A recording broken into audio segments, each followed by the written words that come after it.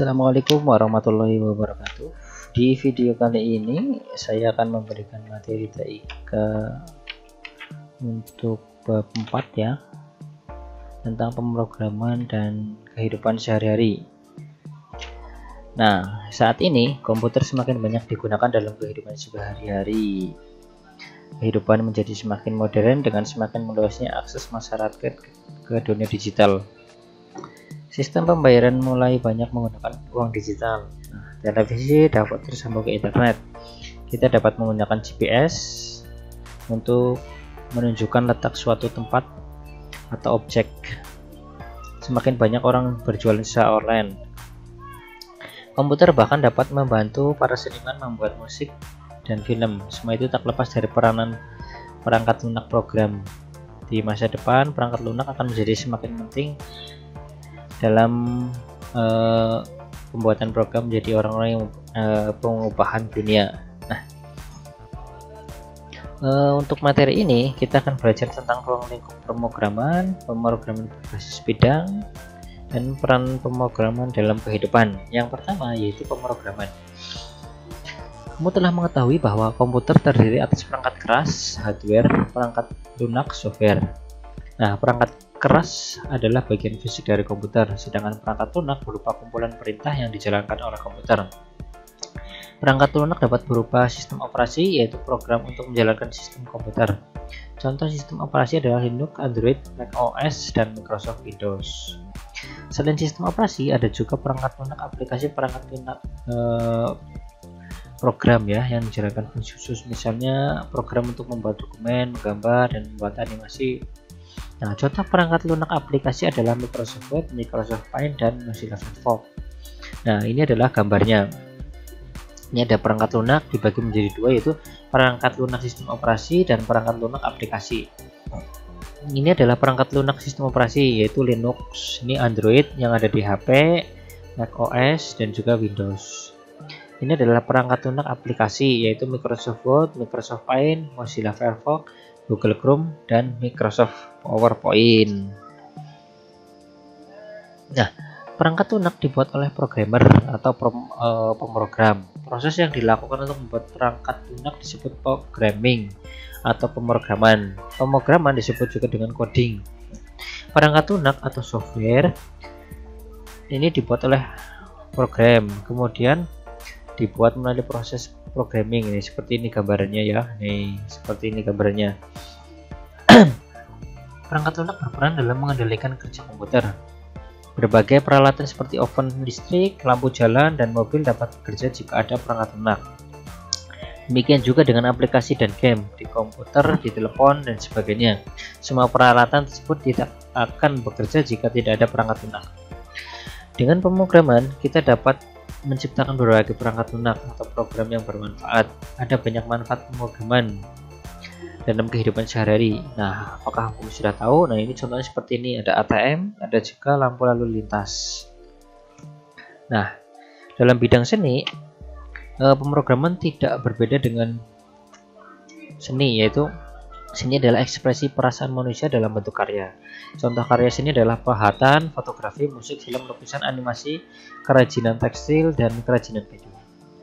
Pemrograman adalah cara lain untuk mengekspresikan diri secara visual. Jadi, pemrograman juga dapat dianggap sebagai sebuah seni. Pemrograman juga dapat membantu dalam pembuatan karya. Beberapa contohnya itu menggambar dan mewarnai menggunakan komputer, mengambil foto dengan kamera digital dan mengeditnya menggunakan program, membuat film dengan kamera video, membuat animasi dengan program animasi, mengatur tata lampu panggung, membuat musik, dan juga menulis karya sastra. Nah, dalam bidang olahraga, pemrograman juga seperti olahraga, keduanya membutuhkan kreativitas, ketepatan, perhatian terhadap hal-hal yang kecil, dan banyak latihan untuk menjadi lebih baik. Nah, kini pemrograman banyak dimanfaatkan dalam bidang olahraga. Perangkat lunak digunakan untuk menunjukkan skor pada papan pertandingan, mengukur ketinggian kelompatan atlet, dan mengukur kecepatan berlari. Perangkat lunak khusus juga dimanfaatkan pada jam tangan pelari. Jam tersebut dapat memantau jarak yang ditempuh dan kecepatan pelari penggunanya. Nah, istilahnya ini adalah jam tangan pelari atau smartwatch ya. Kemudian dalam bidang robotika, siapa yang tak mengenal robot? Robot adalah mesin yang dirancang untuk melakukan tugas tertentu. Nah, saat ini robot banyak dikembangkan untuk membantu manusia. Ada robot yang dapat mengantarkan paket, membersihkan rumah, menjelajah permukaan planet. Nah, robot juga melakukan banyak hal seperti bergerak, mengambil barang, dan juga menari. Kemampuan robot untuk melakukan gerakan disebut aktuasi. Robot dapat melakukan aktuasi karena memiliki aktuator, yang dianggap sebagai otot dari robot.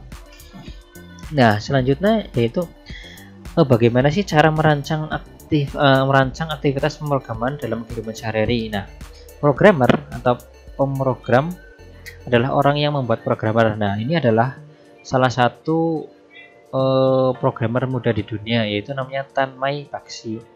Ia lahir pada tanggal 16 Oktober 2003 dan memulai pemrograman sejak usia 5 tahun.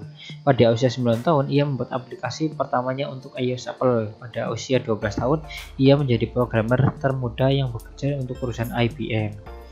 Nih, masih muda ya.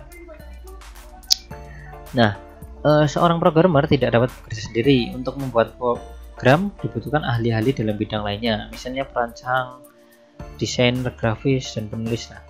Mulai bekerja sama untuk menemukan ide dan mengembangkannya. Orang-orang inilah yang disebut sebagai pengembang perangkat lunak atau software developer. Nah, dengan program mereka dapat mewujudkan ide-ide mereka dan menciptakan karya yang mengubah dunia. Apakah kamu ingin menjadi seperti mereka? Nah, untuk menjadi seperti mereka, kita harus mencoba mempraktekkan membuat program, yaitu paling mudah itu kita mencoba aplikasi namanya httcodex.org. Nah, tampilan situsnya akan seperti ini. Kemudian pilih student, pilih grades-nya, kemudian pilih course-nya, klik Strino. Nah, video menjelaskan bahwa kita akan belajar pemrograman. Nah, langsung saja kita coba ya. Coba buka aplikasinya, yaitu di mana, kode.org. Nah, langsung saja kita buka kode.org ini ya, kode.org, klik enter. Nah, ini seperti ini, belajar bahasa Indonesia ya. Nah, ini ada videonya. Nah, ini ada mulai belajar. Nah, silakan kalian bisa lihat bukunya itu di halaman 94. Nah, tampilan situsnya seperti ini. Kemudian klik pilih student. Ini ya, di bawah. Belajar di rumah atau siswa. Berarti siswa, kita pilih siswa. Nah, ini harus menggunakan layanan online ya. Nah, setelah itu klik pilihan grades K5. Muncul apa enggak? Mana? Ini nah. Student, atau kita gunakan bahasa Inggris. Nah, ini kalau misalnya kita mau buat aplikasi lab, ini di sini ada berbagai macam.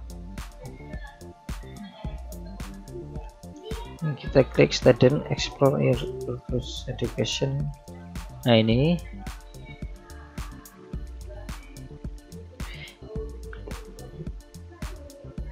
kursus kilat. Nah, siapapun bisa belajar ilmu. 58 juta orang telah belajar kode.org mulai membuat kode hari ini. Nah, kursus kilat komputer science fundamental. Kita pakai yang mana ini? Usia. Nah, full course catalog. Nih, full course browse.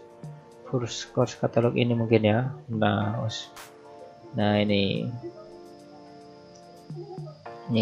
contohnya.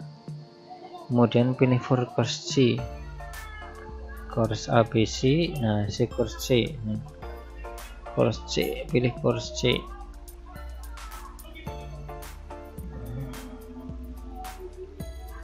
Coba kita buka isinya apa ya. Nah, seperti ini, course C. Nah, kegiatan membangun. Coba sekarang. Nah, tonton videonya bersama gurumu. Nah, langsung saja. Ayo lanjutkan.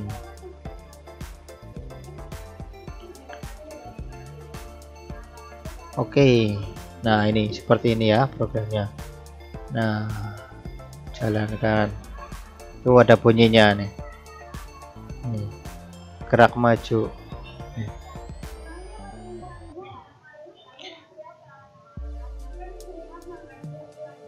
Nah, ini kan ada kodenya itu di sebelumnya. Langkah. Nih. Ini kodenya. Ini harus diisi dulu. Nah, ini ya. Ini lagi. Nih. Ini kan jalan. Kalau ini digeser ke sini.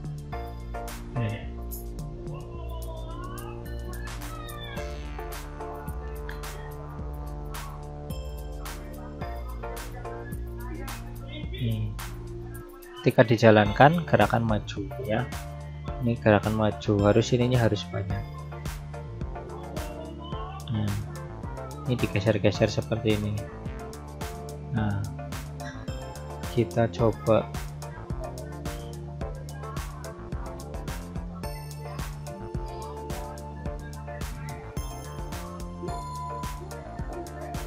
Nih,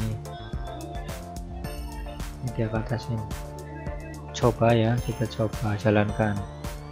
Nah itu kan, nih, nah tuh jalan, ya kan, seperti itu. Nah nanti kalian bisa coba di rumah ya, caranya seperti itu aplikasinya. Nah nih ada di halaman 96 ya.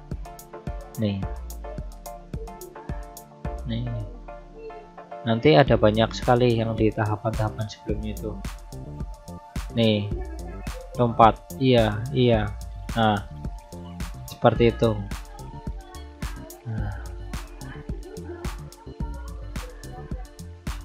Nah ini kamu bisa kalau mau ke sebelumnya nanti tinggal mundur saja ya, atau klik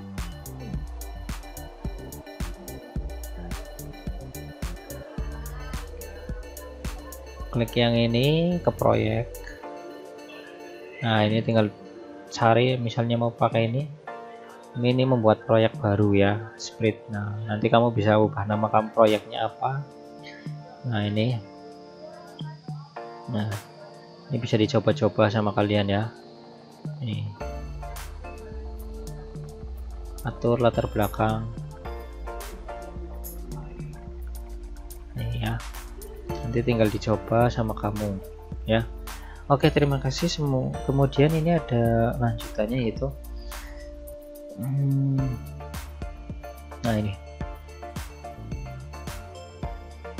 nah ini kan tadi ya, nih sudah kita coba. Kemudian ini nanti kamu coba caranya. Nah ini pada pemain yang telah kamu lakukan, masalah yang harus diatasi adalah membantu burung merah untuk mengalahkan musuhnya. Untuk menyelesaikan masalah tersebut kita memerlukan algoritma. Nah algoritma dapat ditulis dalam bentuk narasi yang disusun menjadi kalimat. Namun algoritma biasanya disusun dalam bentuk gambar ataupun bagan yang disebut dengan flowchart. Nah ini adalah flowchart atau bagannya.